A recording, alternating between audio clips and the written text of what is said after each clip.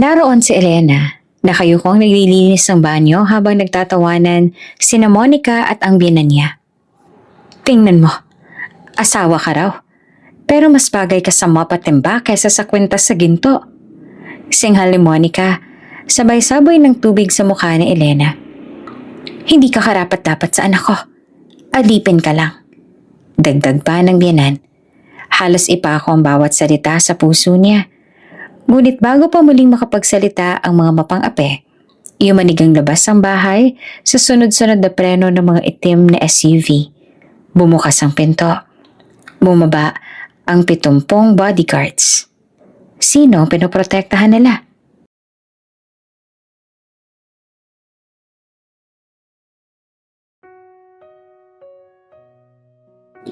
Sa isang hapon na puno ng sikat ng araw, naroon si Elena sa harap ng malaking bahay na pag-aari ng kabit ng kanyang asawa. Ang mga kapitbahay ay nakasungaw sa bintana. O si Zero at may ilan pang nagkakwentuhan habang pinagmamasdan siya. Sa kanyang mga kamay ay may timba at mop. At sa balikat niya ay nakasabit ang lumang basahan na parang marka ng pang-aabuso. Bilisan mo, Elena, hindi ka ba marunong maglinis? Singhal ng biyenan niyang si Doña Corazon habang nakapamewang at nakataas ang kilay. Ang suot nitong mamahaling duster ay kumikislap pa sa mga bordang ginto. Tila ba ipinapamukha kay Elena ang agwat ng kanilang estado.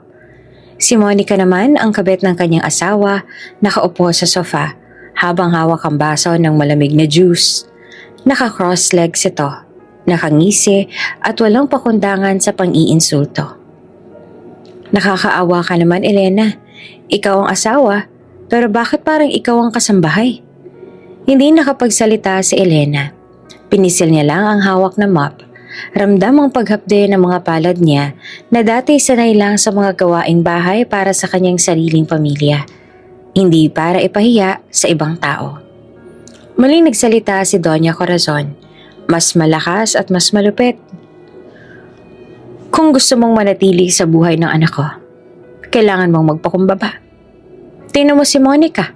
Maayos, maganda, bagay kay Victor. Ikaw, mukha kang basahan, katulad ng ginagamit mo. Natawa si Monica at tumingin sa paligid. Nako Nay, baka naman dapat isuot ni Elena yung uniform ng katulong mo para mas bagay. Ano sa tingin mo? Naghalakakan sila at ang mga ibang kasambahay na nakarinig ay nagbulungan. May mga umiling ngunit wala ni isa ang naglakas loob na ipagtanggol si Elena. Ang iba pa'y nakangisi, sabik sa chismis na siguradong kakalat mamaya. Nanginginig ang labi ni Elena. Gusto niyang sumagot. Gusto niyang isigaw na siya ang tunay na asawa ni Victor at hindi si Monica. Ngunit naaalala niya ang malamig na titig ng kanyang asawa noong huling umuwi ito. Titig na walang pagmamahal, puno ng panghuhusga. Linisin mo ang banyo, ngayon din. Utos ni Doña Corazon, sabay abot ng maruming basahan. Dahan-dahang tinanggap ni Elena ang basahan. Ramdam ang bigat ng bawat mata na nakatingin sa kanya. Habang naglalakad siya papunta sa banyo, nakayuko. Tila ba bawat hakbang ay tinatadtad siya ng kahihiyan. Pagpasok niya sa banyo, naaamoy niya ang halimuyak ng sabon at bleach. Pinahid niya ang pawis sa kanyang noo. Sabay lunok ng luha na pilit niyang pinipigilan. Sa salamin nakita niya ang sarili. Magulo ang buhok, pawisan, may mga patak ng luha sa gilid ng mata. Ganito na ba ako? Ganito na ba kababa ang tingin nila sa akin? Bulong niya sa sarili. Habang nakaluhod siya ay pinapahid ang sahig. Biglang bumukas ang pinto. Si Monica nakataas ang kilay. Nakangisi. Alam mo, Elena, kahit ano pang linis mo, hindi mo nang mababawi si Victor. Ako na ang mahal niya. Ikaw? Para ka lang anino na nakakapit sa wala. Isinaboy nito ang tubig mula sa baso. Diretsyong tumama sa mukha ni Elena. Napaigik si Elena at napatingala kay Monica na tumawa naman ng malakas at umalis na walang pakialam. Naiwan si Elena na basang-basa, nanginginig sa lamig at kahihiyan. Pinikit niya ang kanyang mga mata at niyakap ang sariling mga braso. Ngunit kahit gaanong kabigat ang sitwasyon, may maliit na apoy na nagliliyab sa kanyang puso. Hindi ako magpapatalo. Hindi ako mananatili sa putik na ito. Bulong niya sa sarili. Mas mariin habang pinupunasan ng sahig. Sa labas patuloy ang tawanan at bulungan. Ang mga kapitbahay sabik na sabik sa iskandalo. Nakikinig at nanonood sa bawat galaw niya. Ngunit hindi nila alam, ang kahihiyang yon ang magiging mitsa ng pagbabalik ni Elena. Isang pagbabalik na hindi nila inakalang mangyayari. Kinabukasan, maaga pa lang ay nasa kusina na naman si Elena. Hindi niya na alam kung paano siyang nakarating doon. Tila ba otomatikong dala ng takot sa biyenan at sa asawa niya. Hawak-hawak niya ang lumang apron na kulay kupas. Amoy sabon at pawis. Pagbukas ng pinto, sinalubong siya agad ni Monica. Aba, narito na palang alila. Sarkasiko na sabi nito. Suot ang bagong dress na halatang mamahalin. Isuot mo to. Inabot niya ang apron na may mantsa ng langis at kanin pa mula kahapon. Nag-alangan si Elena pero wala siya nagawa kundi isuot iyon. Sa salamin sa tabi ng sala, nakita niya ang sarili. Mukha ngang isa ng katulong. Magpunas ka na muna ng sahig. Pagkatapos hugasan mo ang mga pinggan. Huwag mong kalimutang plantsahin ang mga damit ko. Gusto kong tuwid na tuwid ang laylayan. Malinaw? Utos si Monica, parang reyna sa sariling palasyo. Tahimik lang na tumango si Elena habang nakaluhod sa sahig. Pinupunasan niya ang bawat sulok ng tiles. Sa bawat hagod ng basahan, parang nililinis niya rin ang mga sugat ng kanyang puso. Pero ang sugat na iyon ay ayaw magsara. Lalo na tuwing maririnig niya ang mga halakhak ni Monica. Maya-maya lumabas si Doña Corazon mula sa kwarto. Ano na naman yan, Monica? Bakit parang ang bagal niyang gumalaw? Nay, tamad talaga yan si Elena. Ang tagal bago matapos magpunas. Tapos hindi pa pantay ang kintab. Diyos ko naman, Elena. Singal ng biyanan. Kasal ka nga sa anak ko pero wala kang pinagmamalaki. Tingnan mo nga tong si Monica. Maayos, masinop, maganda. Samantalang ikaw, basahan lang talaga ang laging hawak. Napatigil si Elena at pinikit ang mga mata. Masakit marinig na kahit biyanan niya, walang respeto sa kanya. Ngunit wala siya nagawa kundi ituloy ang pagpunas. Pagkatapos ng sahig, dumiretso siya sa kusina. Doon, pinagpila siya ng tambak na plato at kalderong puno ng mantika. Habang nagkakamot ng kamay si Monica, bigla itong nagsalita.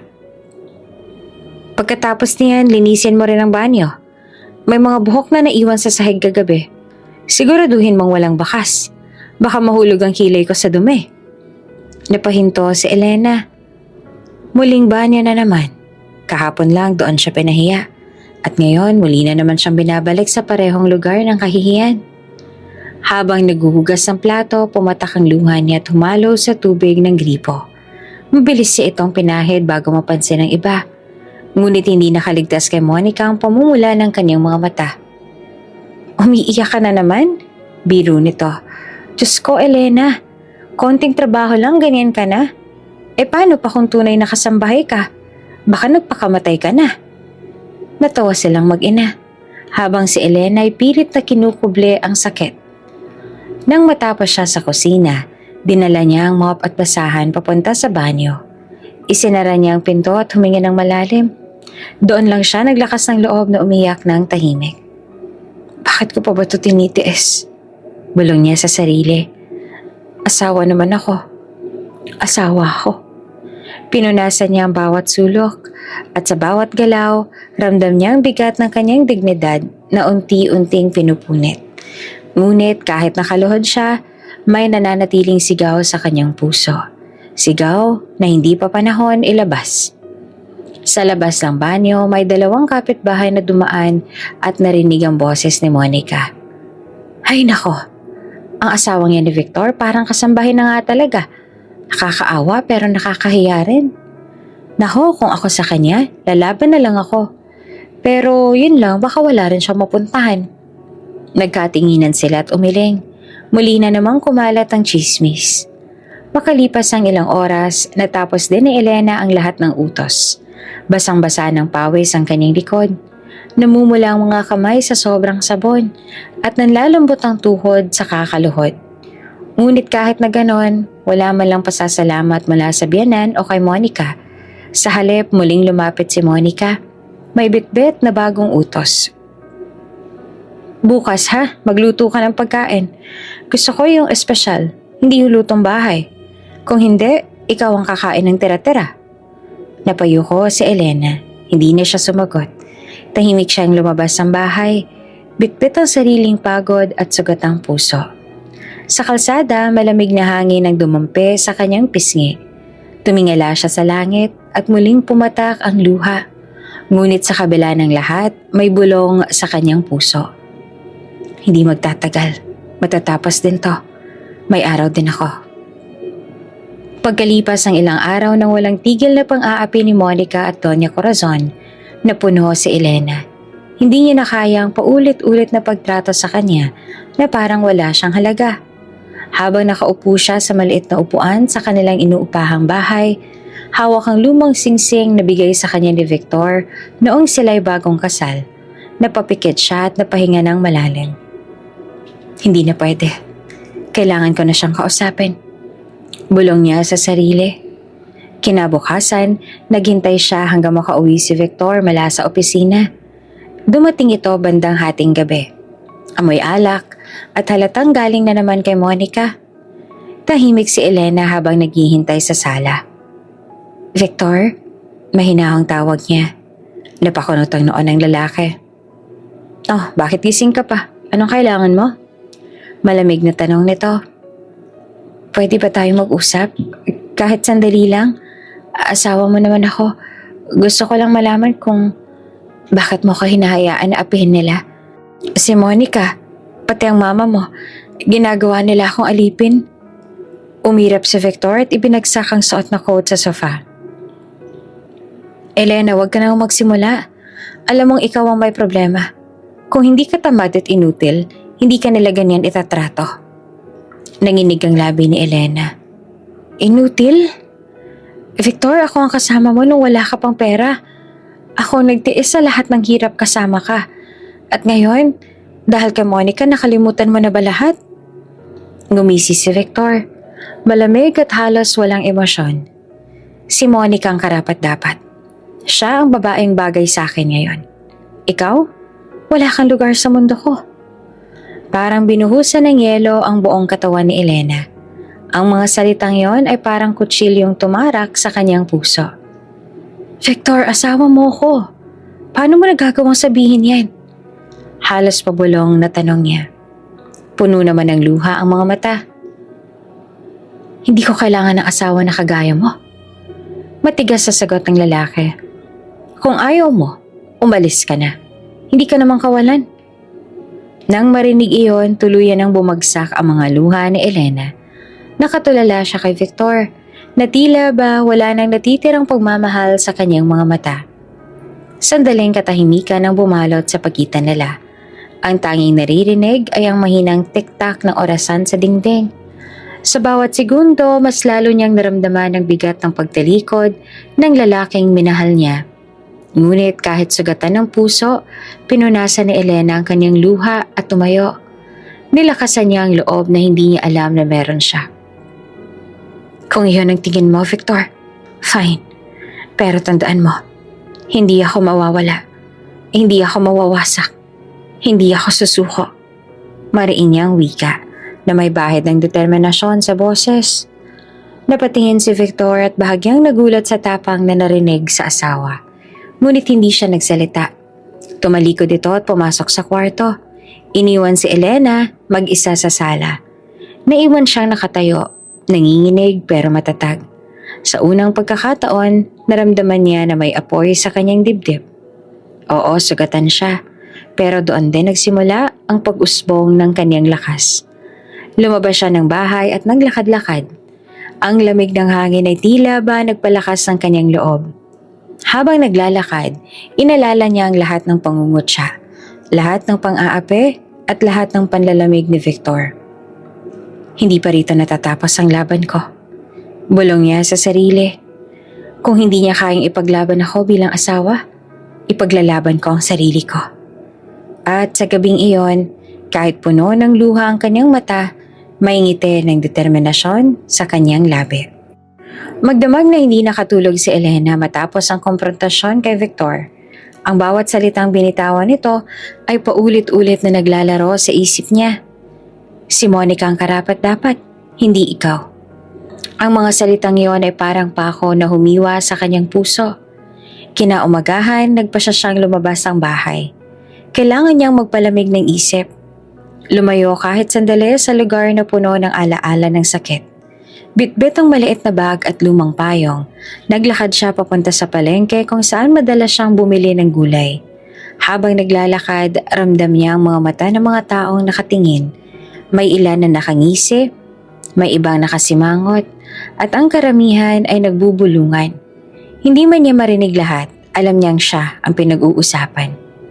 Siya yun, yung asawa ni Victor na ginawang kasambahay. Bulong na isang tendera. Grabe, iniwan siya tapos siya pang pinapahiya. Sagot ng isa. Napayuho na lamang si Elena. Hindi niya alam kung saan siya kukuha ng lakas. Pero nagpatuloy siya sa paglalakad. Pagdating niya sa palengke, napansin siya ng isang matandang tendera ng gulay na kilala niya noon pa. Elena, iha, tawag nito.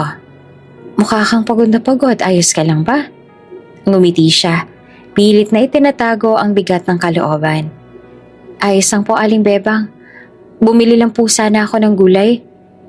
Habang nagbabayad siya, may isang matandang lalaki na nakaupo sa isang gilid ng palengke ang nakatingin sa kanya.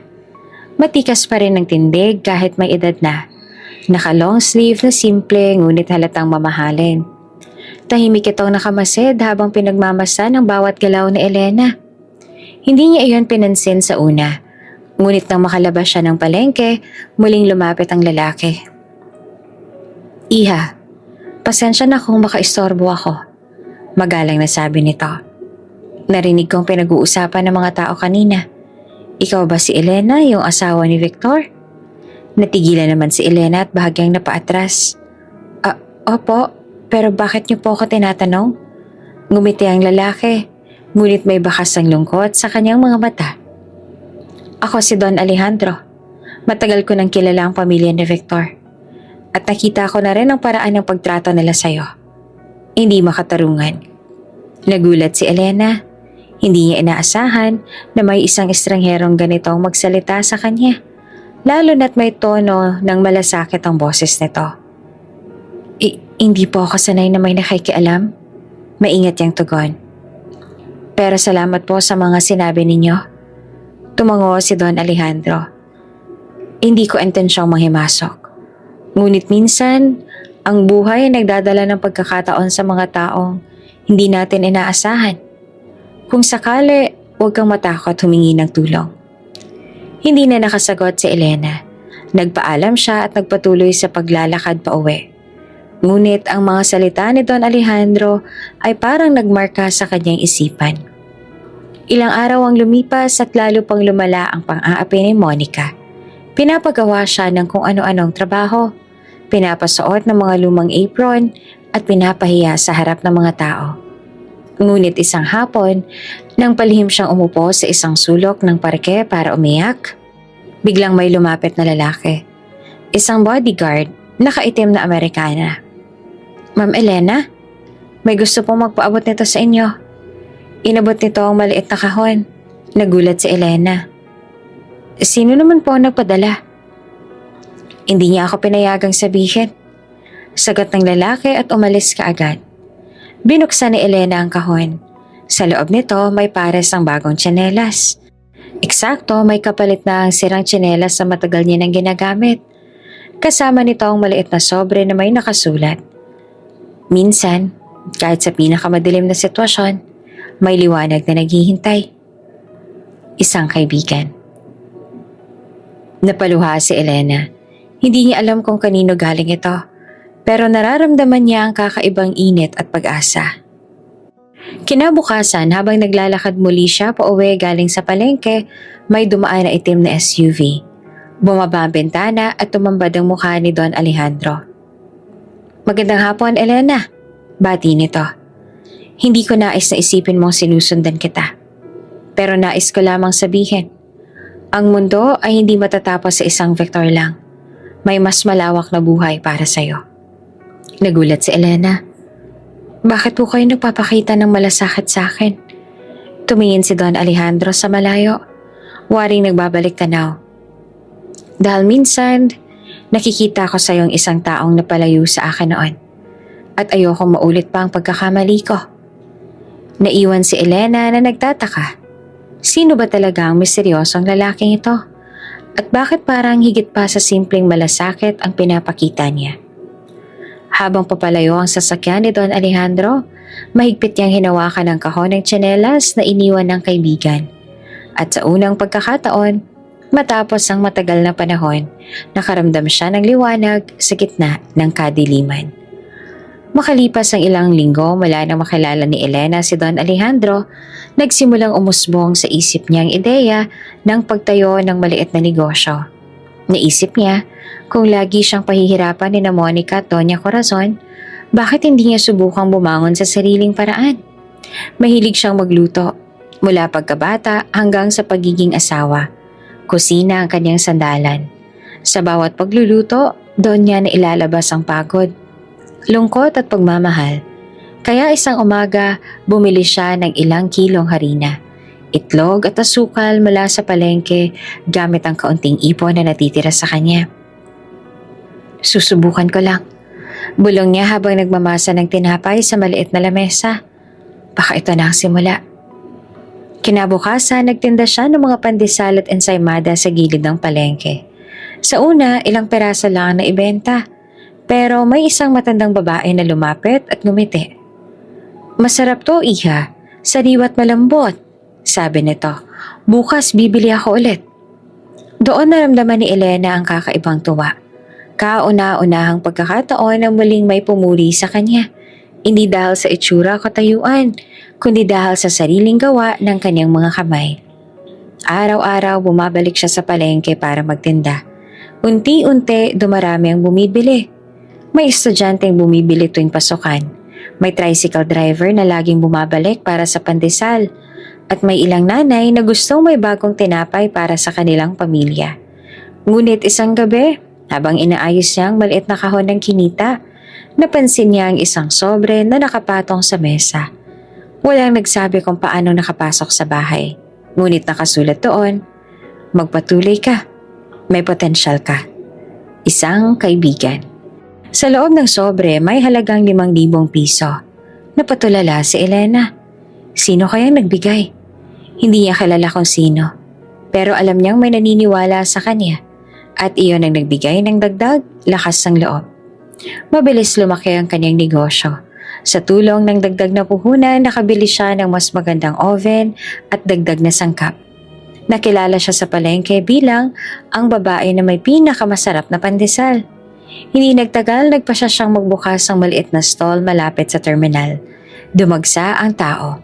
May estudyante, manggagawa, kahit mga opisyal sa barangay ay dumadaan para bumili.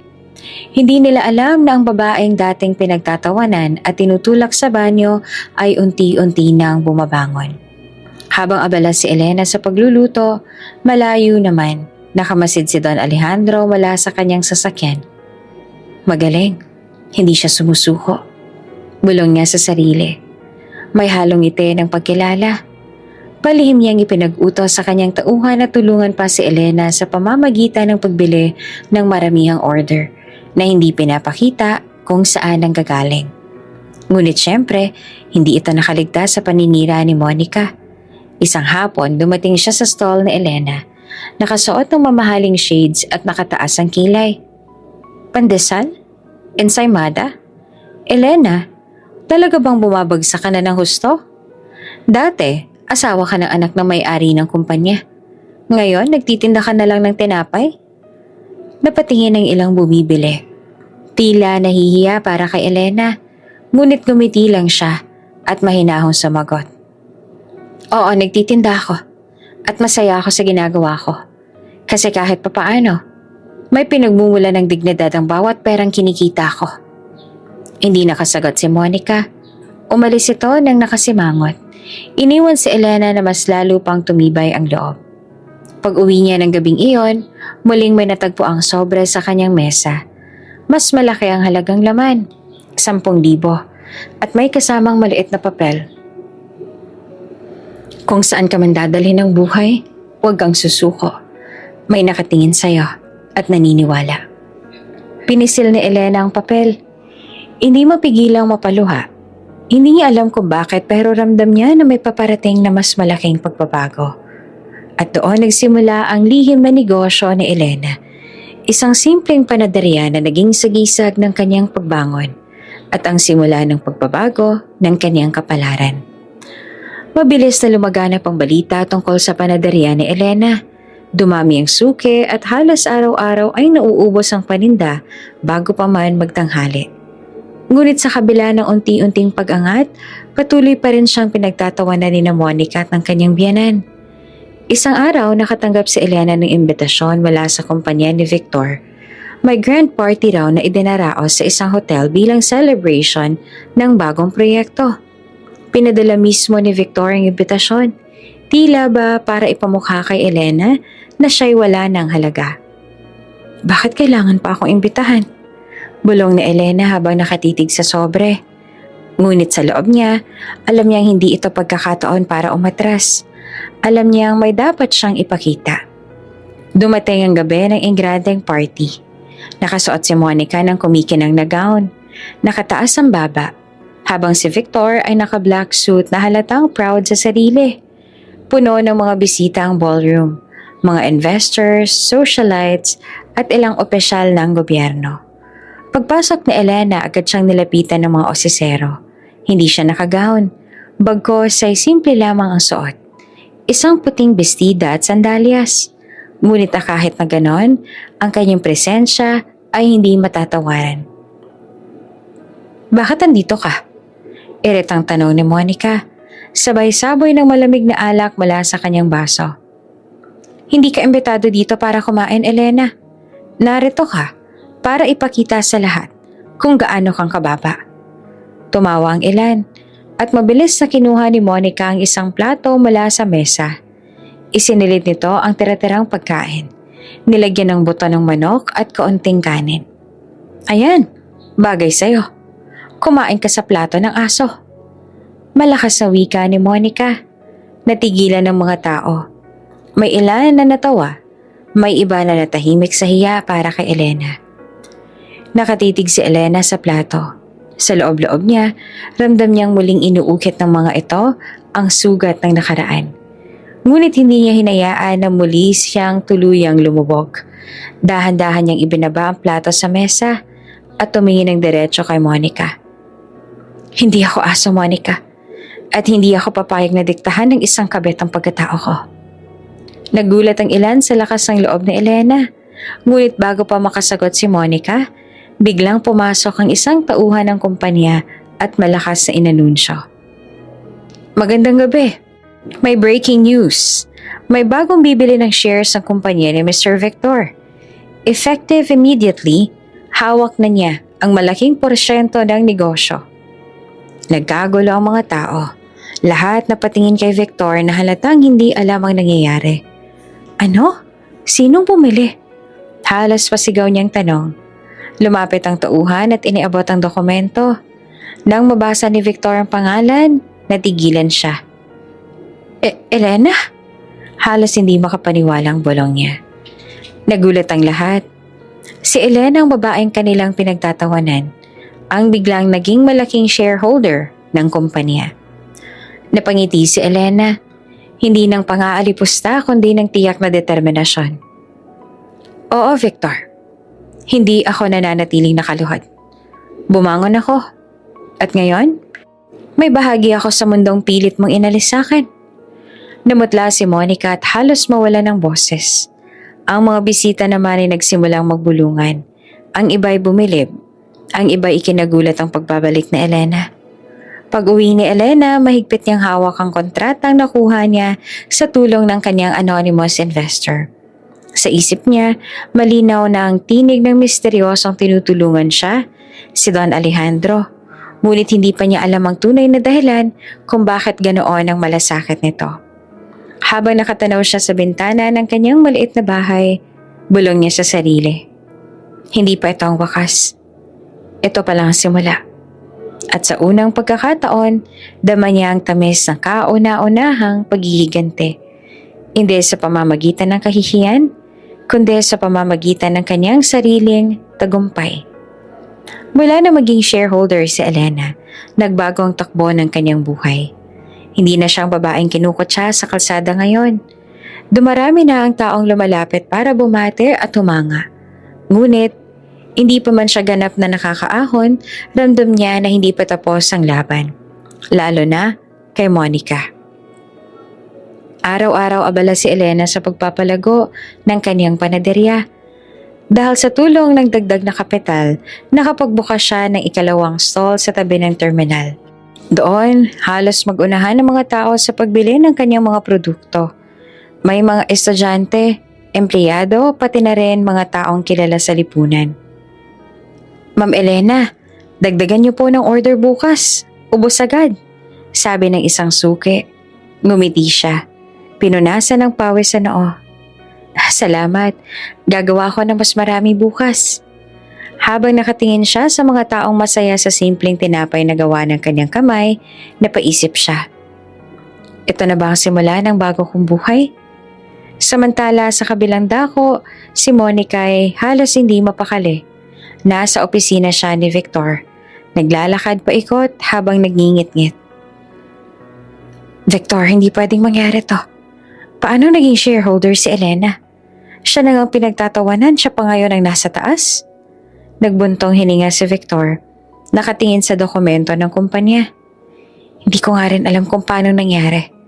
Pero malinaw dito, legal ang lahat. May malaking investor na pumapabor sa kanya. Investor? Mariing ulit ni Monica. Sino naman ang papatol sa babaeng yun? Siguro may matandang niloloko para pondohan siya. Hindi nakapagsalita si Victor. Ngunit sa loob-loob niya, nagsisimula na siyang mabahala. Habang lumalago ang negosyo ni Elena, nadadagdagan din ang mga imbitasyon para sa kanya. May isang charity event na inimbitahan siya bilang sponsor. Sa una ay nag-aalangan siya, ngunit pinayuhan siya ni Aling Bebang mula sa palengke. Elena, minsan kailangan mong ipakita sa mundo na kaya mo ring tumayo ng taas noo. Hindi para ipagbebang, kundi para ipakita na hindi ka basahan. Tinanggap niya ang payo. At nang dumating siya sa event, nakasimple ngunit eleganteng damit lang siya. Ngunit agad na napansin ng mga tao ang kanyang presensya. Siya ba si Elena? Yung dating asawa ni Victor? Bulong ng ilan. Grabe, iba na siya ngayon. Ang dignidad niya bumabalik. Ngunit syempre, hindi papayag si Monica na manahimik. Gumawa ito ng plano para siraan si Elena. Nagpadala siya ng mga tsismosa sa palengke para kumalat ang maling balita. Alam niyo ba, may sugar daddy daw yang si Elena, kaya siya nakapagpatayo ng negosyo. Oo nga, kaya bigla siyang yumaman Hindi yan galing sa sariling pawis. Mabilis na kumalat ang intriga. May ilang nagsimulang magduda. Ngunit nang dumating si Elena sa palengke at hinarap ang mga taong nag-uusap, hindi niya itinago ang sakit. Kung sa tingin niyo may nagtutulak sa akin, oo, may tumutulong. Pero hindi ibig sabihin na wala akong pinaghirapan. Ang bawat tinapay na kinakain ninyo, bawat sentimong kinikita ko galing sa pawis at pagod ko. Tahimik ang lahat. Isa-isa, nagsimula silang magyuko ng ulo dahil alam nilang totoo ang sinabi niya. Samantala sa opisina ni Victor, patuloy ang pagdaos-dos. Nabawasan ang kita ng kumpanya at unti-unti nang lumilipat ang ilang investor sa panig ni Elena. Victor, mariing sabi ni Monica, kailangan nating gumawa ng paraan. Kung hindi, babagsak tayo at siyang aangat. Ngunit sa halip na sumang-ayon agad na pabuntong hininga si Victor. Baka oras na para tanggapin na hindi ko nahawak ang lahat. Hindi! Sigaw ni Monica na halos mawala ng composure. Hindi pwedeng mangyari yan. Hindi siya pwedeng manalo. Isang gabi, habang nagbibilang si Elena ng kita, natigilan siya nang makita niyang may bagong sobre na naman sa mesa. Binuksan niya ito at nabasa ang sulat. Patuloy ka lang. Ang laban ay hindi pa tapos. Isang kaibigan. Kasama nito ang order form, isang malakihang order para sa isang corporate event. Halos hindi siya makapaniwala. Bakit parang may kamay na laging gumagabay sa akin? Napaupo siya at napaluha. Hindi dahil sa lungkot, kundi dahil sa pasasalamat. Unti-unti, nakikita niya na ang bunga ng kanyang pagsusumikap. At sa gabing iyon, habang nakatanaw siya sa mga bituin, mahigpit niyang pinangako sa sarili. Lalaban ako hanggang dulo. Hindi na ako ang Elena na alipin nila. Ako ng Elena na kayang tumindig mag-isa. Isang hapon, habang abala si Elena sa kanyang panaderya, biglang dumating ang isang batang estudyante na may hawak na cellphone. Ate Elena, ikaw to oh. Napatigil si Elena, tiningnan ng screen. Nanlaki ang mga mata niya. Video niya mismo habang nakaluhod. Naglilinis ng banyo sa bahay ni na Monica. Naroon din ang eksena kung saan sinabuyan siya ng tubig sa mukha. Lahat ng pang-aapi, malinaw na malinaw. Paano? Halos hindi makapaniwalang bulong niya. Viral po ito sa social media, ate. At ang daming nag-share. Ang daming nagagalit para sa'yo. Dagdag pa ng bata. Kinabukasan, nagulat si Elena nang makita ang dami ng tao sa kanyang tindahan. Hindi lamang para bumili ng tinapay, kundi para magbigay ng suporta. Elena, napanood namin yung video. Hindi ka nag-iisa. Ang tapang mo. Sana lahat ng babae may lakas ng loob kagaya mo. Hindi mo deserve ang ginawa nila sa'yo. Hindi na napigilan ni Elena ang mapaluha. Ngayon lang niya naramdaman na may mga taong kumakampi sa kanya. Hindi lahat ay chismosa o mapanghusga. Samantala, sa bahay ni na Victor at Monica, nagingit-ngit ang dalawa habang pinapanood ang video. Sino kumuha ng video na yan? Sigaw ni Monica. Halos basagin ang cellphone. Hindi pwedeng kumalat to. Ngunit huli na. Sa bawat oras, dumarami ang views, shares at comments. Lahat ay galit kay Monica at sabihan na ni Elena. Shameless ka, Bet. Walang puso ang biyanan. Kawawa naman si Elena, siya pang inape. Ang kumpanya ni Victor ay biglang nagkaroon ng negatibong imahe. May ilang investors ang nag-back out at ilang branches ng negosyo nila ay binuboykot ng publiko. Isang gabi, habang nagbibilang si Elena ng benta, may lumapit na grupo ng kababaihan mula sa isang NGO. Mrs. Elena, nakita namin ang video. Nais naming imbitahan ka bilang speaker sa Women's Forum. Gusto naming marinig ang boses mo. Isa kang inspirasyon. Hindi naman makapaniwala si Elena. Noon lang, siya ang babaeng pinagtatawanan sa kalye. Ngayon, may tao pang gustong pakinggan ang kwento niya. Ngunit hindi rin nagpahuli si Monica. Gumawa siya ng panibagong plano. Sa isang TV interview na siya mismo ang nag-request, pinilit niyang linisin ang kanyang pangalan. Elena? Siyang may problema. Siyang palaging nagdadrama para makakuha ng simpatiya. At huwag kayong maniwala sa video. Edited yon. Ngunit hindi kumakagat ang publiko. Sa halip, mas lalo lang nagalit ang mga tao. Trending ang hashtag na Justice for Elena, habang si Monica at Victor ay pinupuno ng hate comments. Isang umaga habang nag-aayos ang paninda si Elena, napansin niyang may nakapark na mamahaling sasakyan sa tapat ng kanyang tindahan. Bumaba mula rito si Don Alejandro. Elena, bati nito na may ngiti sa labi. Nakita akong video, nakakagalit. Pero sa isang banda, ito ang nagbukas sa mga mata ng publiko.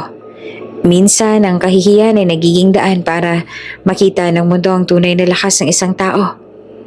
Hindi agad nakasagot si Elena. Ramdam niya ang lalim ng mga salita ni Don Alejandro. At sa sandaling iyon, pakiramdam niya ay hindi na siya nag-iisa. Samantala, sa loob naman ng bahay, halos mabaliw na si Monica. Victor, gumawa ka ng paraan. Hindi pwedeng magpatuloy ito. Ngunit napailing lamang si Victor. Hindi ko na kayang pigilan ang galit ng tao, masyado nang malaking naging gulo. Kinagabihan habang mag-isa si Elena sa kanyang maliit na kwarto, binuksan niya ang cellphone at nakita ang libo-libong mensahe ng suporta. May mga kababaihan, estudyante, ina, at kahit mga dayuhan na nagsasabing saludo sila sa kanyang tapang. Napahawak siya sa dibdib at pumikit. Salamat, Panginoon. Sa wakas may boses na ako. At doon niya naisip, hindi na siya kailanman babalik sa pagiging alipin ng nakaraan. Dumating ang gabi ng charity gala. Puno ng ilaw ang grand ballroom ng isang kilalang hotel. Mga kilalang tao sa lipunan, negosyante at ilang politiko ang dumalo. Ang lahat ay nakasuot ng magagarang gown at tuxedo.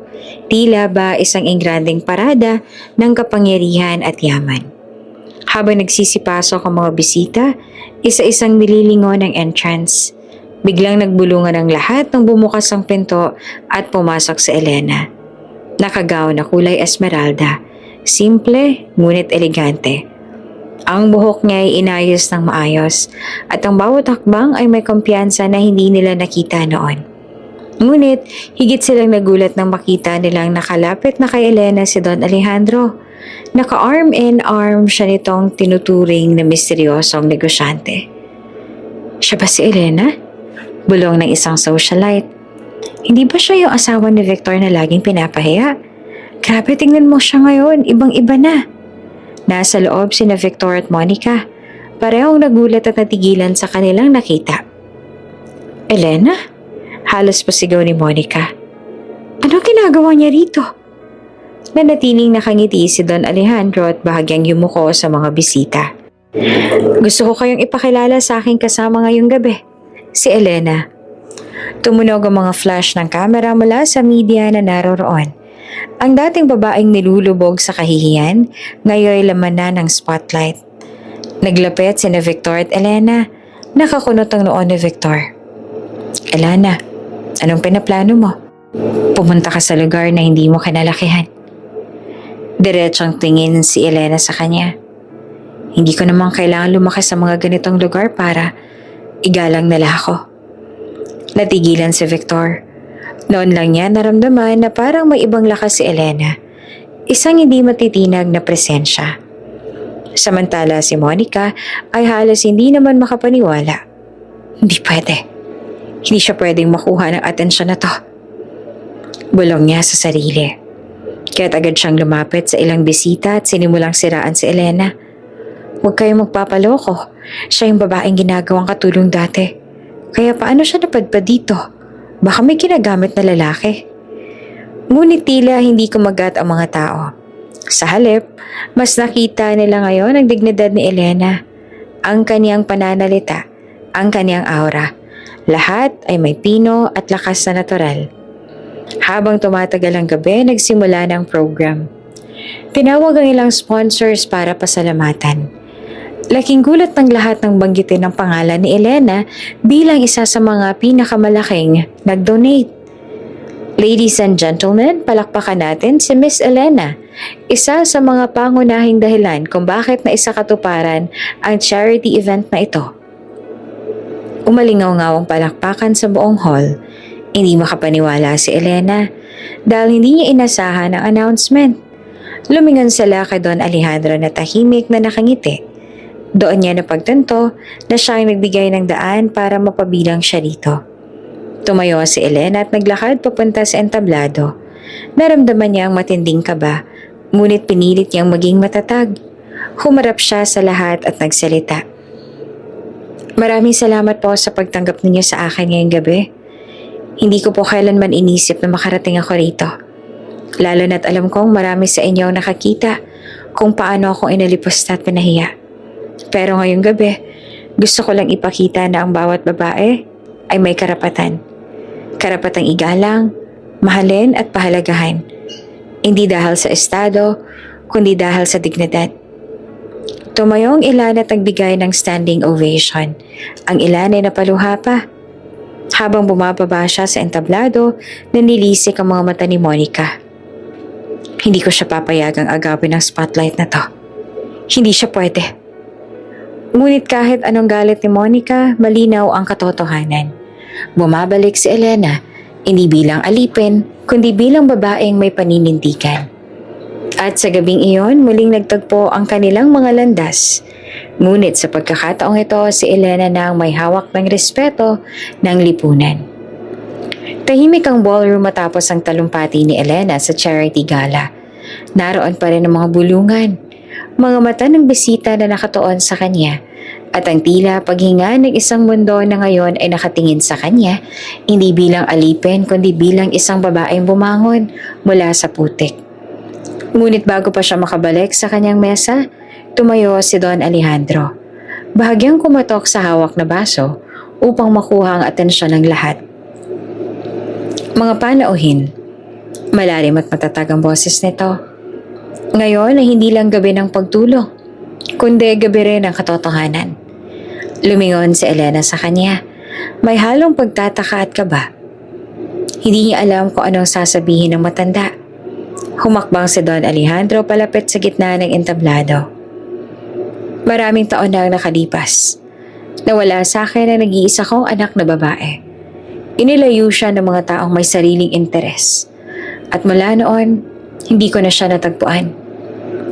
Napaawa ang bibig ng ilan sa mga bisita, may ilang nagbulungan. Ngunit ngayong gabi, nagpatuloy si Don Alejandro. Natagpuan ka na siya. Napahawak si Elena sa kanyang dibdib. Hindi. Ako bang tinutukoy niya? Diretsong tumingin si Don Alejandro kay Elena. Ikaw, Elena. Ikaw ang anak na matagal ko nang hinahanap. Ikaw ang dugo at laman ko. Parang lumabo ang paligid kay Elena. Parang biglang tumigil ang oras. Hindi niya alam kung ano ang mararamdaman. Galak, gulat o takot. Ako? Halos pabulong na tanong niya. Tumango si Don Alejandro at lumapit sa kanya. Oo, Elena. May kwintas kang suot noong sanggol ka pa. Ipinakita sa akin ng isang matandang kakilalang retrato mo noon. At mula noon, sinundan ko na ang mga bakas mo. At ngayong gabi, natitiyak kong ikaw yon. Ang lahat ng hinala ko'y natuldukan na. Napatayo ang ilan sa mga panauhin. Ang mga bulungan ay naging sigawan ng pagtataka. Anak pala siya ni Don Alejandro. Ibig sabihin, tagapagbana siya. Grabe, mula sa banyo ngayon imperyo na. Si Victor at Monica ay parehong namutla. Napaluha si Elena. Pero paano po nangyari yon? Paano niyo nasabi na ako nga? Hinawakan ni Don Alejandro ang kanyang mga kamay. Noon napilitang lumayo ang iyong ina dahil sa kaguluhan sa negosyo ng aming pamilya. Inalagaan ka niya, pero hindi ka napakalala bilang aking anak. Mula noon hinanap kita. Hindi ko alam na sa hirap at sakit ka pala napunta. Ngayon wala na makakapaghiwalay sa atin. Humigpit ang yakap ni Elena sa kanya. Hindi niya na napigilang humagulgol sa harap ng lahat. Sa kabilang mesa, halos mabaliw si Monica. Hindi pwede to. Paanong siya ang anak ng pinakamakapangyarihang tao sa lipunan? Hindi siya pwedeng maging tagapagmana. Ngunit walang nakikinig sa kanya. Ang mga bisita ay nakapila na para batiin si Elena. Congratulations, Elena! Iba ka na talaga ngayon. Mas lalo kang may pwesto sa lipunan. Napakaganda ng kapalaran mo. Lumapit si Don Alejandro sa entablado at muling nagsalita. Simula ngayong gabi, ipinapahayag ko sa lahat. Si Elena ang aking anak at siya ang magiging tagapagmana ng aking imperyo. Ang lahat ng ari-arian, negosyo at pangalan na itinayo ko, sa kanya ko ipapamana. Umalingaw-ngaw ang palakpakan. May mga kamera na agad na kumlik at nag-flash. Ang mga balita kinabukasan ay tsak na sa kanya nakatuon.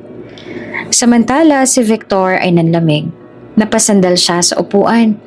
Tila ba nawala ng lakas. Si Elena, tagapagmana? Hindi niya matanggap. Noon siya ang asawa na may hawak ng lahat. Ngayon, siya ang lalaking unti-unting natatabunan. Si Monica naman halos mabaliw sa galit. Hindi. Hindi ko papayagan na siyang maging reyna ng lipunang ito. Ngunit alam niyang wala na siyang laban. Sa unang pagkakataon, matapos ang lahat ng kahihiyan, naramdaman ni Elena na hindi na siya mag-isa. May pamilya siya at hindi basta pamilya, kundi isang ama na handang ipagtanggol siya. Lumapit siya kay Don Alejandro at mahigpit na yumakap. Salamat po, Pa. Sa wakas, may tahanan na ako matatawag. At sa gabing iyon, nagsimula ang panibagong kabanata ng kanyang buhay.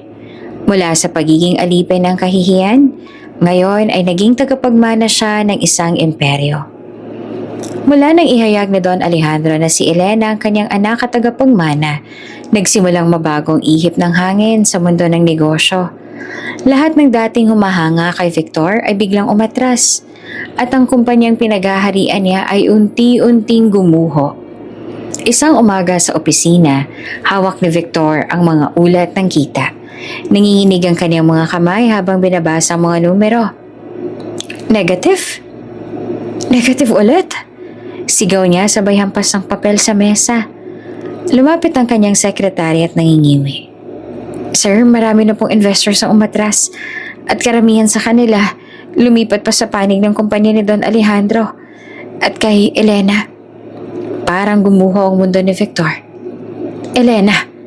Elena na naman! Samantala si Monica ay nakaupo naman sa harap ng salamin, nagsusuklay ng kanyang buhok. Napansin niyang wala ng mga mamahaling regalo na dumarating. Wala ng mga tawag mula sa mga socialite na dati nakikibarkada sa kanya. Nang pumasok si Victor sa kanilang bahay, galit itong sumalubong. Victor, anong nangyayari? Bakit wala na tayong budget para sa mga event? Bakit hindi na ako makabili ng bagong gown? Napasigaw naman si Victor. Dahil wala na tayong pera, Monica. Lahat ng investors lumipat na kay Elena. Ang negosyo ko, halos malugi na. Namilog ang mata ni Monica. Ngunit imbes na makisimpatya, ngumisi siya ng malamig. Kaya mo ba akong sustentuhan kung ganyan?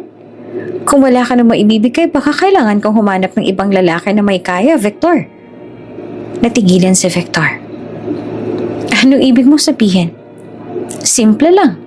Sagot ni Monica habang inaayos ang lipstick. Hindi ako katulad ni Elena na marunong magtiis. Kung gusto kong mabuhay ng marangya, gagawin ko ang gusto ko. At sa unang pagkakataon, nakita ni Victor ang tunay na kulay ng babaeng pinili niya kapalit ni Elena. Lumipas ang mga araw, lumala pa ang sitwasyon. Sa isang pulong ng board of directors, walang isa mang pumabor kay Victor. Mr. Victor, seryosong wika ng isang board member. Kailangan na po namin magtalaga ng bagong pamunuan. Ang kumpanyang ito ay hindi naligtas sa ilalim ng inyong pamumuno. Tumayo si Victor. Halos magmakaawa. Bigyan niyo pa ako ng oras, maaayos ko rin to. Ngunit umiling ang lahat. Sa huli, siya'y tinanggal bilang CEO ng kumpanyang pinaghirapan niyang hawakan noon. Samantala, sa isang mamahaling restaurant, makikita si Monica na may kasamang ibang lalaki. Isang negosyanteng mas bata at mas mayaman. Nakangiti siya, hawak-hawak ang baso ng mamahaling alak. Monica, sigurado ka bang kaya mong iwan si Victor? Tanong ng lalaki. Tumawa siya ng malakas. Si Victor? Wala na siyang kwenta. Gusto ko ng masigurado. At ikaw yon. At doon natuldukan ang kanilang relasyon. Iniwan ni Monica si Victor, gaya ng kinatatakutan niya. Isang gabi mag-isang umuwi si Victor sa bahay na halos wala ng ilaw. Umupo siya sa sala, hawak ang isang bote ng alak. Nakatitig siya sa lumang larawan nila ni Elena noong kasal pa sila. Nakangiti, puno ng pag-asa. Oops! May break muna. Gusto mo bang ma-shoutout dito sa channel ni Ate Jane? Mag-comment lang ng lesson you learned from the latest story uploaded. Dahil pipili kami ng isang best comment of the day para i-shoutout sa susunod na upload. Kaya huwag kalimutang mag-iwan ng lesson you learned after you watch this video. Maraming salamat! Shoutout nga pala kina Teresita Muse from Berlin, Germany, Alice Espino, at Erlinda Marcelino from Altavas, Aklan. Sa ating mga taga-subaybay, paki-comment naman po sa baba kung taga saan kayo para alam ko kung hanggang saan umaabot ang mga kwento ni Ate Jane at para ma-shoutout ko kayo sa mga susunod pa nating mga kwento. Maraming salamat sa pakikinig.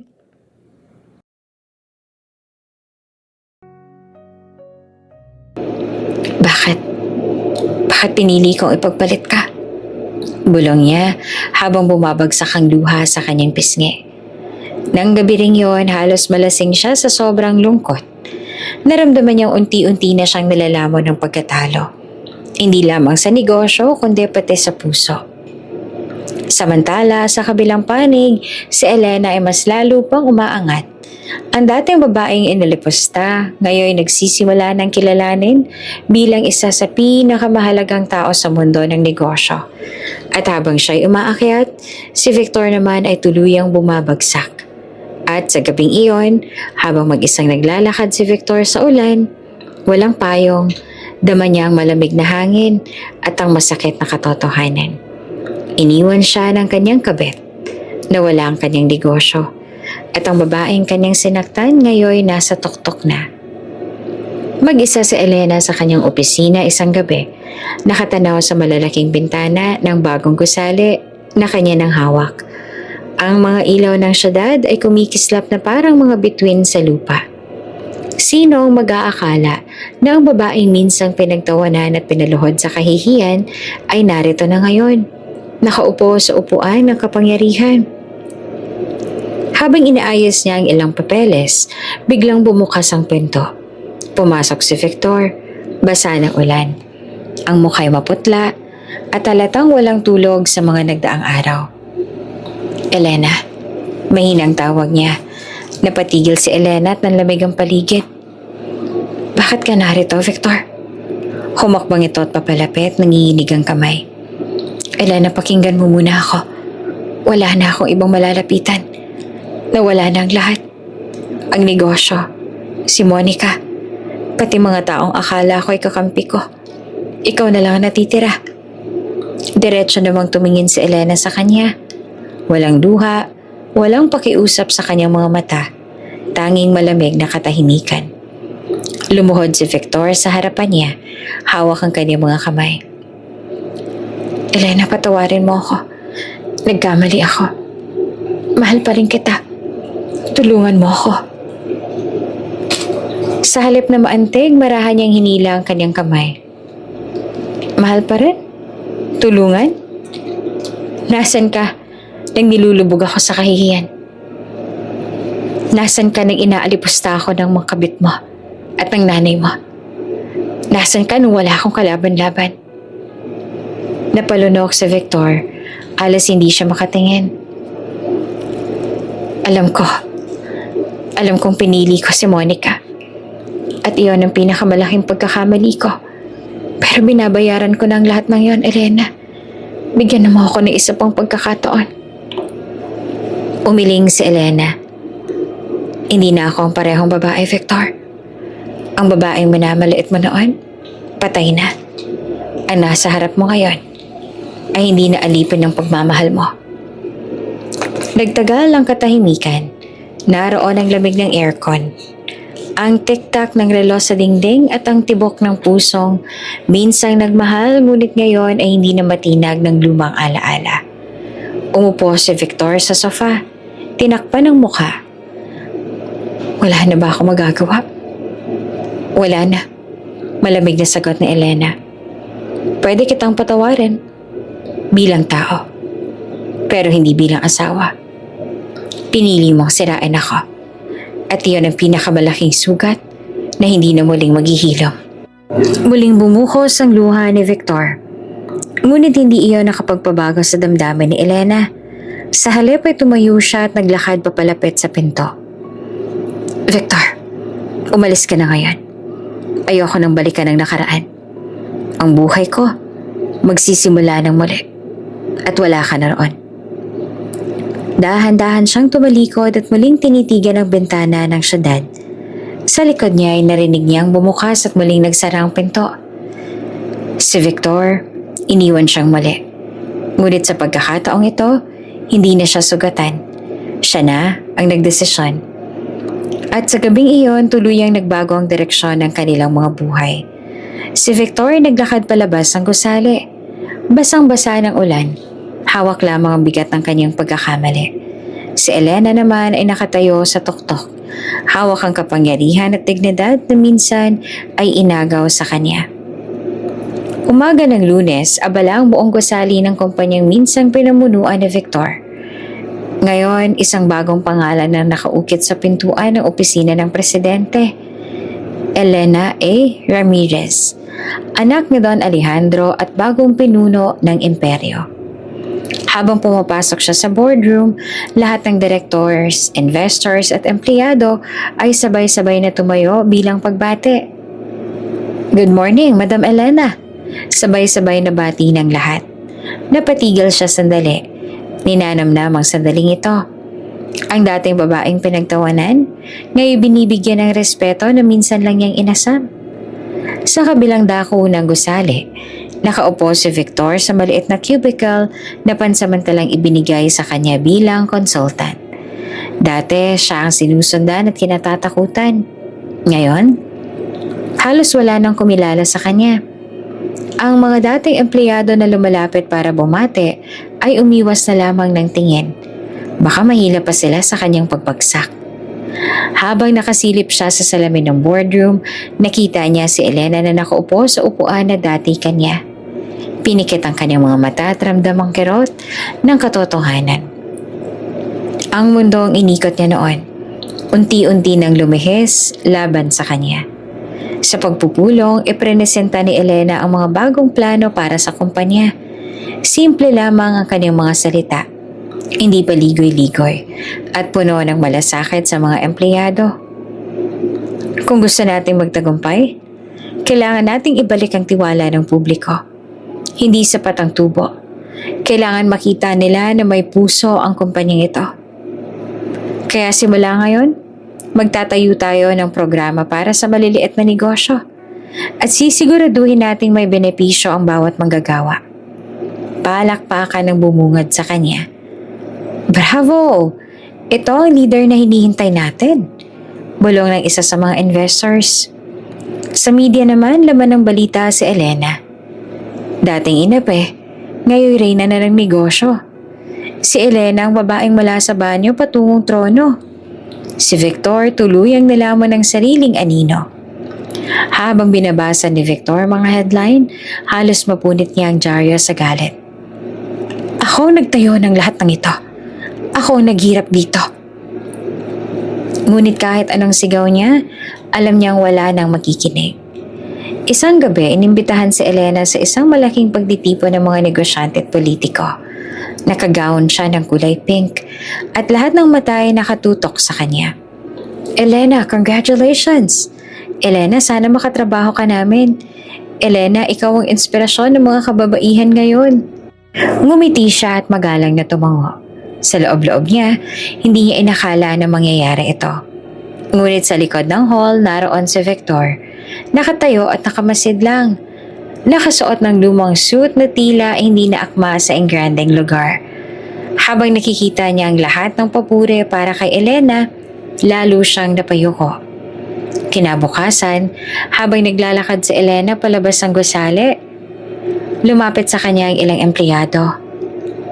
"Ma'am Elena, salamat po sa benepisyo. Noon po ay wala kaming health card. Ngayon meron na. Ma'am, ramdam po namin na ibang pamamalakad ninyo. Mas nagkaroon kami ng pag-asa." Pinisil ni Elena ang kanilang mga kamay. "Walang anuman. Kayo ang dahilan kung bakit tayo narito." Habang papalayo sila, nakatayo sa gilid si Victor. Tahimik na nakikinig. Ang mga salitang yon ay parang martilyong muling umuntog sa kanyang puso. Noon, negosyo lamang nasa isip niya. Pero sa Elena, mas pinili ang puso kaysa sa kapangyarihan. At iyon ang nagdala sa kanya sa rurok. Sa bahay na tinitirhan niya ngayon, mas malaki at mas marangya kaysa dati. Humarap si Elena sa salamin. Dati, hindi ko akalain na kaya kong tumayo na mag-isa. Bulong niya sa sarili. Ngayon alam ko na, kaya ko. Sa labas ng kanyang bintana, kitang-kita ang mga billboard ng kanilang kumpanya na may bagong mukha. Hindi na si Victor, kundi si Elena mismo. At sa gabing yon, ramdam ni Victor ang matinding pait habang naglalakad sa lansangan. Nakayuko habang ang mga tao ay humahanga kay Elena. Ang mundo ay tuluyan ng umikot mula sa kanya patungo kay Elena. Si Elena na ngayon ang pinupuri ng lipunan. Si Victor, isa na lamang alaala ng kahapon. Matagal na nawala sa eksena si Monica matapos niyang iwan si Victor at sumama sa ibang mayaman. Ngunit nang marinig niyang balita na si Elena na ngayon ang pinupuri ng lipunan at namumuno sa kumpanya, muling umusbong ang kanyang galit at inggit. Hindi pwedeng siyang magtagumpay. Ako dapat ang nasa lugar niya. Bulong niya habang nakatitig sa sariling refleksyon sa salamin. Naramdaman niya ang pang-uusig ng kanyang pagkatalo. Hindi siya makakapayag na si Elena, ang babaeng minsang pinagtawanan niya, ay magiging reyna ng lipunan. Isang araw lumapit si Monica sa isang abogado na kilalang bayaran para sa mga peking kaso. Gusto ko siyang mapahamak. Mariin niyang sabi. Gawan mo ng paraan na makasuhan siya ng estafa. Kahit anong paraan. Basta masira ang pangalan niya. Tumango ang abogado. Halatang sanay sa ganitong transaksyon. Walang problema, ma'am. Basta handa ka magbayad. May paraan. Samantala, abala si Elena sa opisina nang dumating ang balitang nakasuhan siya ng estafa. Ma'am Elena, hingal ng kanyang sekretarya. May mga pulis sa lobby. May dala silang warrant of arrest laban sa inyo. Nanlamig naman si Elena ngunit hindi siya nagpakita ng takot. Bumaba siya ng lobby at doon niya hinarap siya ng mga pulis. Mrs. Elena, may reklamo laban sa inyo tungkol sa pandaraya sa negosyo. Seryosong sabi ng isa. Nagkatinginan ng mga empleyado. Halatang nagulat at hindi makapaniwala. Kinabukasan, laman ng mga pahayagan ng balita. Bagong CEO, nasasangkot sa kaso ng estafa. Elena, dinidikit sa isyong pandaraya. Naging laman ng chismis ang pangalan niya. May mga hindi naniwala, ngunit may ilan ding nagduda. Ngunit hindi nagtagal, lumabas ang katotohanan. Sa isang malalim na investigasyon na tuklasan na may CCTV footage mula sa mismong opisina ng abogado na nakausap ni Monica. Kita roon kung paanong siya mismong nagbigay ng pera at nag-utos na gawa-gawa ng kaso si Elena. Agad itong kumalat sa social media. Trending ang video. Si Monica, mismong utak ng peking kaso. Ang kabit, muling nabuking. Nagkagulong publiko. Ang mga bashers na dating kumakampi kay Monica ay biglang bumaliktad. Walang hiya ka, Monica. Puro ka paninira. Grabe ka kay Elena, hindi ka pa rin tumitigil. Walang hiya. Ikaw ang dapat kasuhan. Samantala, sa opisina ni Elena, nagtipon ang kanyang mga empleyado para ipakita ang suporta. Ma'am, nakita na namin ang video. Alam namin inosente kayo kaya huwag kayong mag-alala. Nasa likod niyo kami. Ngumiti si Elena, bahagyang napaluha. Salamat. Kung wala kayo, baka matagal na akong bumigay. Pero dahil sa inyo, mas lalo akong lalaban. Samantala, si Monica naman ay muling napahiya. Ang mga taong dati pinapaniwala niya ay tuluyan ng umiwas sa kanya. Ang mga negosyanteng dati nakikipagkaibigan ay nagtakbuhan palayo. At ang bagong lalaki na kanyang sinamahan ay agad siyang iniwan matapos makita ang eskandalo. Mag-isa siyang nakaupo sa kanyang kondo. Hawak ang cellphone na puno ng hate comments. Napahawak siya sa ulo at napasigaw sa galit. Hindi pwede dito magtapos ang lahat. Hindi ako papayag. Ngunit alam niya sa sarili na sa pagkakataong ito ay wala na siyang laban. Samantala si Elena matapos ang lahat ng iskandalo ay tumayo sa harap ng media at matapang na nagsalita. Maraming salamat sa mga naniniwala sa akin. Hindi madali ang pinagdaanan ko. Pero alam kong ang totoo ay laging mananaig. Ang pangalan ko, hindi basta-bastang sisirain ng kasinungalingan. Muling umalingaw-ngaw ang palakpakan. At sa gabing iyon, habang mag-isa si Monica sa kanyang madilim na kondo, si Elena naman ay nakatayo sa entablado. Pinapalakpakan ng madla, isang malinaw na larawan ng kung paano umiikot ang mundo. Tanghaling tapat, tumawag si Monica kay Elena at inimbitahan sa kanilang bahay. Hindi na bago kay Elena ang ganitong eksena. Mula noon, ginagawa na siyang palabigasan ng kahihiyan. Ngunit ngayong siya'y isang tagapagmana at kilalang personalidad, alam niyang ibang laban na ito. Gayunpaman, pinili niyang humarap, dala ang tapang at tiwala sa sarili.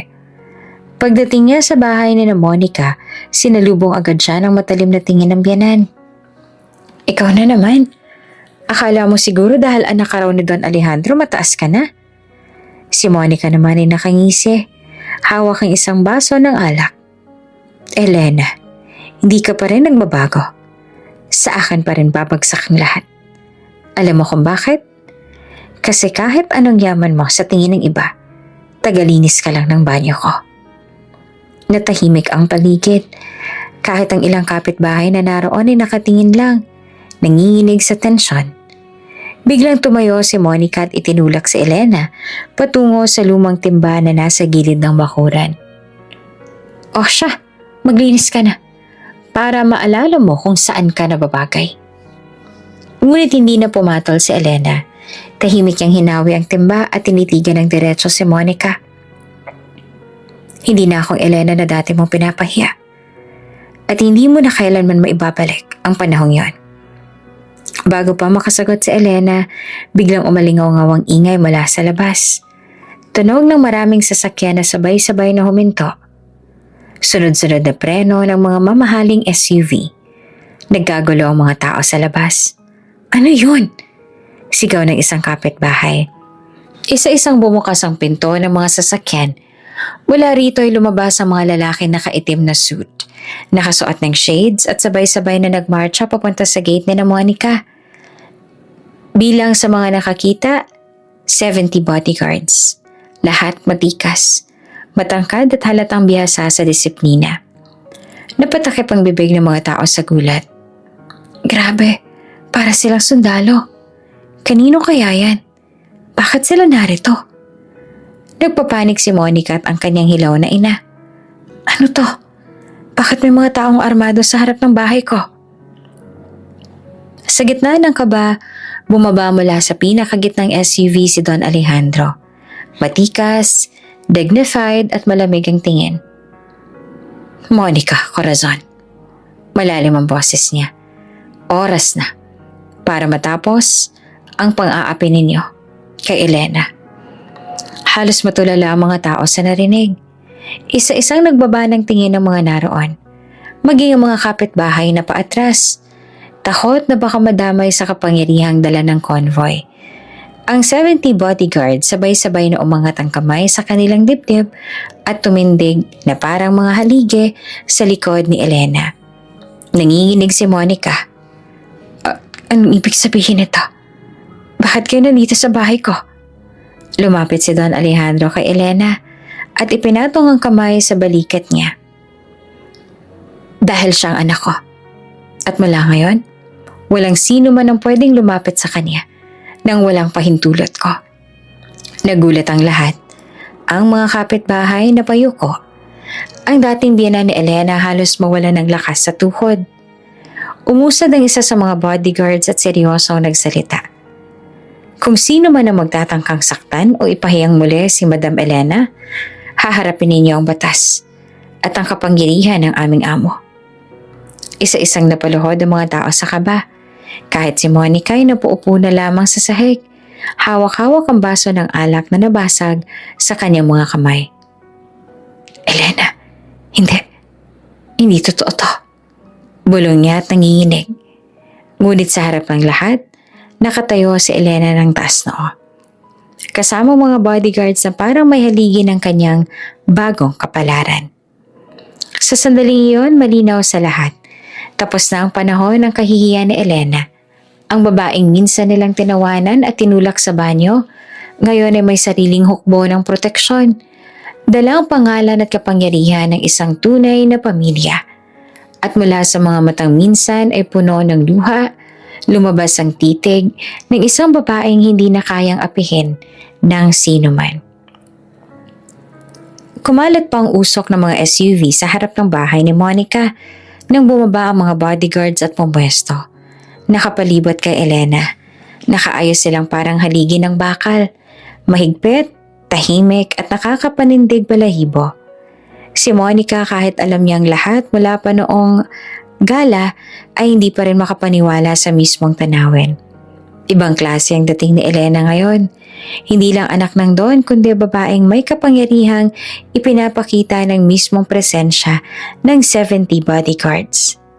Grabe, bulong niya.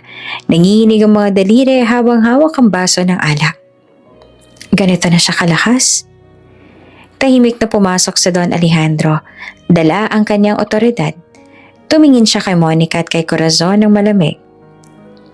Ilang beses ko na kayong binalaan. Wika niya sa mababang boses ngunit matalim. Walang sino man ang pwedeng mang-ape o manakit kay Elena.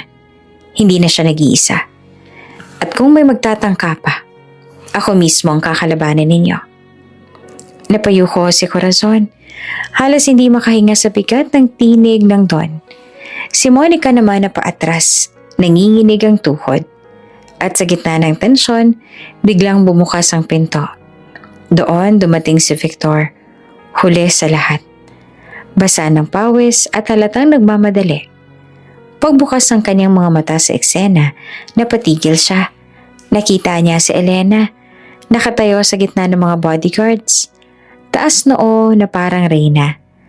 Sa likod niya ay naroon ang kanyang ama, si Don Alejandro, nakamasid ng malamig. Elena, bulong ni Victor, halos mapaupo sa sahig sa bigat ng nakita. Anong nangyari sa'yo? Hindi naman sumagot si Elena, ngunit ang tingin niya kay Victor ay matalim. Hindi na ang dating asawang nagpapatianod, kundi isang babaeng hindi na kayang apihin. Lumapit si Don Alejandro tumitig kay Victor. Kung noon ay nakalusot ka sa pananakit at panghihiya sa anak ko, simula ngayon, tapos na yan. Tandaan mo ito, Victor. Kung muli mong susubukan siyang yurakan, hindi na ako magdadalawang isip. Hindi lamang negosyong mawawala sa'yo, kundi pati ang kalayaan mo. Nanginig si Victor at napayuko. Ramdam niya ang bigat ng banta. Hindi ito isang walang lamang salita. Alam niya, kaya ni Don Alejandro na gawin iyon. Tahimik lamang si Elena, ngunit sa loob-loob niya, ramdam niya ang matinding pagbabago.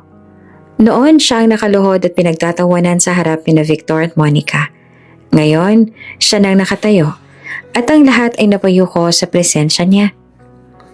Hindi na ako babalik sa dati, bulong niya sa sarili.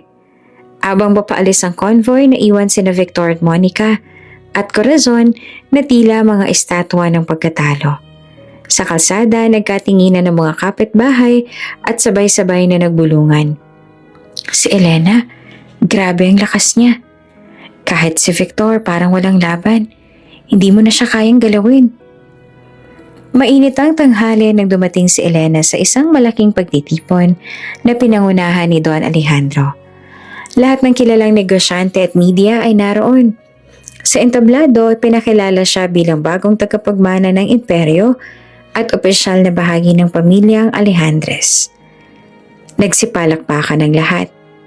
Ang dating inape, ngayon ay nakatayo sa harap ng lipunan bilang reyna ng respeto. Ngunit habang nagdiriwang ang karamihan, sa gilid ng hall ay nakatayo si Doña Corazon, ang ina ni Victor. Maputla, nanginginig at tila nawala ng lakas. Ang dating matapang na biyanan na walang habas sa mga insulto, ngayon ay halos lamunin na ng hiya ang sarili. Naglakad siya papalapit. Mabigat ang bawat hakbang. Sa harap ng lahat, lumuhod siya sa paanan ni Elena. Elena, nanginginig ang boses niya Halos hindi makalabas. Patawarin mo ako. Ako ang unang humusga at nagbaba ng tingin sa'yo. Ako ang nagsabi noon na wala kang halaga, na mas bagay ka sa mop at basahan kaysa sa karangyaan na meron kami. Ngunit ngayon, kinakain ko ang lahat ng salita kong yon. Nagulat ang mga tao. Ang Donya na kilala sa pagiging mapanghusga, ngayon ay nakaluhod at umiiyak sa babaeng dati inalipusta niya. Tahimik si Elena, tinitigan niya ang biyanan, at saglit na bumalik sa kanyang alaala ang mga araw na pinagmumura siya, pinagsisigawan at pinapahiya sa harap ng lahat. Naalala mo ba, Donya? Malamig niyang sabi. Kung paanong winawasak mo ako ng mga salita mo. Kung paanong tinuruan mo si Victor na ipagtanggol si Monica kesa sa asawa niya. Lahat ng sugat na yon, dala ko hanggang ngayon. Lalong umiyak si Corazon. Alam kong mali ako. Pero wala akong magagawa kundi humingi ng tawad. Sana kahit kaunting awa, Elena. Si Don Alejandro nakamasid sa gilid. Malamig ang tinig ng nagsalita. Kahit gaano pang kataas ang iyong estado, Corazon, tandaan mong walang sino man ang may karapatang apihin ang anak ko. Ang ginagawa mo ngayon ay hindi lamang para sa kanya, kundi para na rin sa sarili mong kaluluwa. Samantala, dumating si Monica. Balisa at pawis na pawis. May dalang sulat ang abogado. Opisyal na dokumento na nagsasabing lahat ng ari-arian niya ay naka-freeze dahil sa mga kasong scam na isinampa laban sa kanya. Hindi! Sigaw niya na halos mabaliw. Hindi pwede. Lahat ng to pinaghirapan ko. Ngunit walang kumampi sa kanya. Sa halip, ang mga tao ay nagbulungan. Si Monica, tapos na. Lahat ng kasinungalingan niya, bumalik sa kanya. Halos mapaupo siya sa sahig, nanginginig sa hiya at galit. Bumalik ang tingin ng lahat kay Elena. Siya naman ay huminga ng malalim at dahan-dahang lumapit sa biyanan. Hinawakan niya ang mga kamay nitong nakaluhod sa sahig. Donya, hindi ko man makakalimutan ang lahat ng sakit na ginawa mo. Natutunan ko na ang galit ay hindi pwedeng maging baon habang buhay. Hindi ako gagaya sa inyo. Kaya, pinapatawad ko na kayo. Napaiyak pa si Corazon at tuluyang napahiga sa kandungan ni Elena. Umiiyak na parang batang nawala ng direksyon. Tumayo si Elena. Hinarap ang lahat. Narinig ninyo? Pinatawad ko ang mga taong nagpahirap sa akin.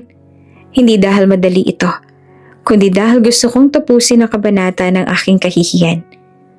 Mula ngayon, wala nang puwang sa puso ko ang galit.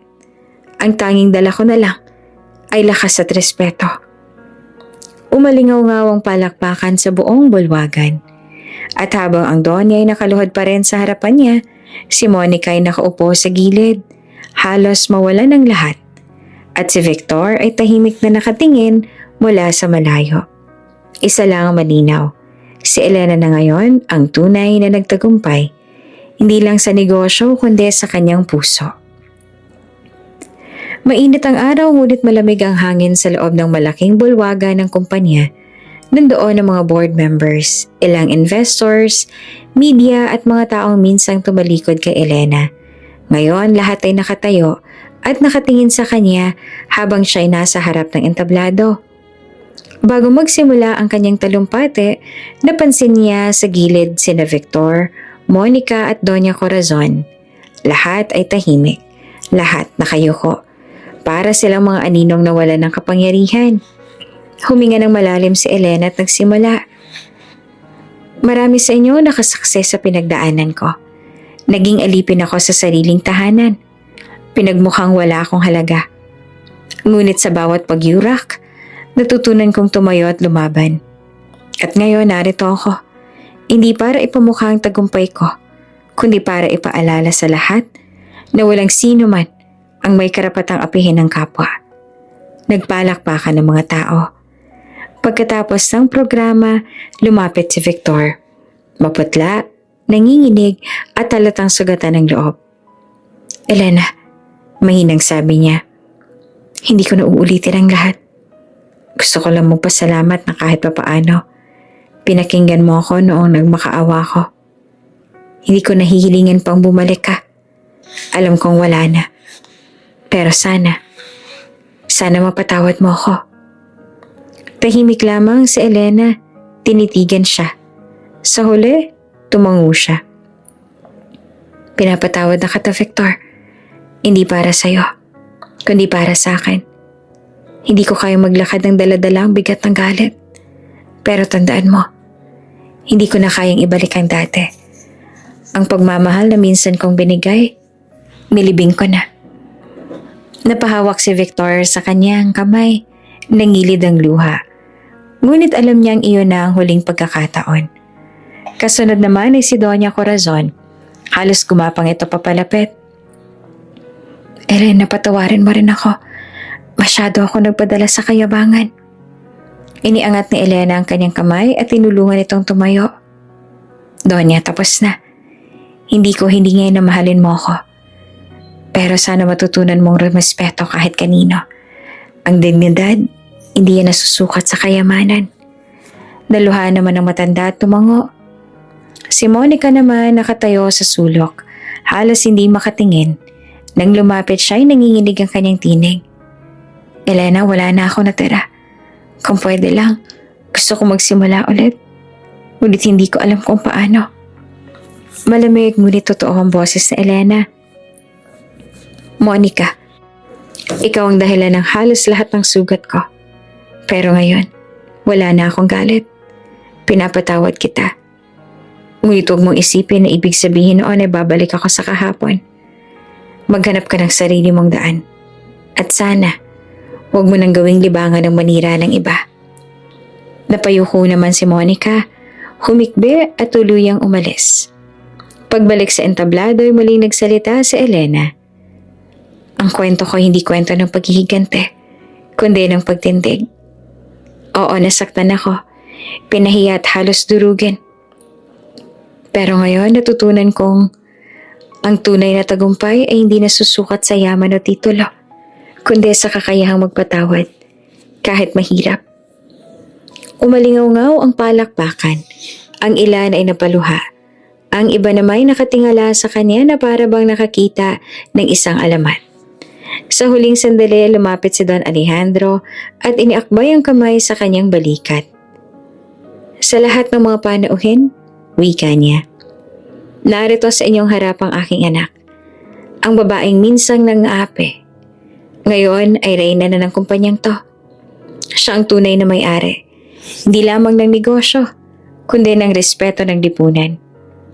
Muling nagpalakpakan ng lahat, mas malakas kaysa kanina. Tumayo si Elena sa gitna ng entablado, nakataas ang noo.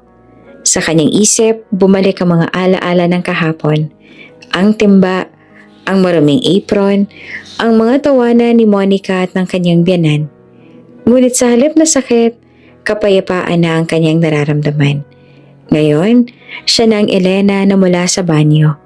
Umakyat sa trono ng dignidad at habang nakatayo siya roon, hawak ang kapangyarihan at respeto ng lahat, malinaw sa kanyang puso, tapos na ang kabanata ng kanyang kahihiyan. Isang bagong yugto na ang magsisimula. Si Elena nakatayo sa harap ng gusali ng kumpanya, hawak ang dokumento bilang opisyal na pinuno. Sa paligid niya ang mga tao ay nakatingala, pinapalakpakan siya. Sa malayo makikita sina Victor, Monica at Corazon. Nakayuko, tahimik at wala nang magawa. Samantalang si Elena, taas noo, nakangiti mula sa dating banyo hanggang sa trono ng respeto.